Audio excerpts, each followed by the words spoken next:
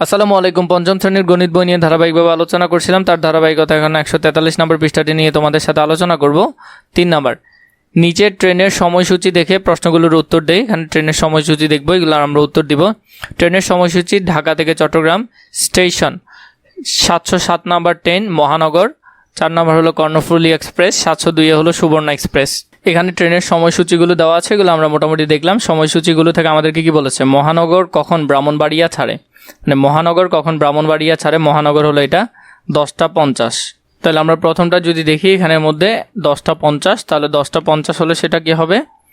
মহানগর ব্রাহ্মণবাড়িয়া ছাড়ে পূর্বাহ্ন 10টা 50-এ। কর্ণফুলী এক্সপ্রেস কখন চট্টগ্রাম পৌঁছে তা 12 ঘন্টার সময়সূচিতে প্রকাশ করো। কর্ণফুলী এক্সপ্রেস হলো এটা চট্টগ্রাম পৌঁছায়, চট্টগ্রাম 18টা 40। তাহলে 18টা 40কে আমাদেরকে 12 ঘন্টা সময়সূচিতে প্রকাশ করাতে হবে।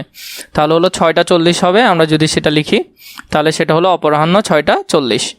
পরবর্তীতে যেটা আছে 3 নম্বরের মধ্যে, ঢাকা থেকে চট্টগ্রামে সবচেয়ে কম সময়ে পৌঁছানোর জন্য কোন ট্রেনটি ব্যবহার করতে হবে? কম সময় পৌঁছানো, উত্তরের সাপেক্ষে যুক্তি উপস্থাপন করো।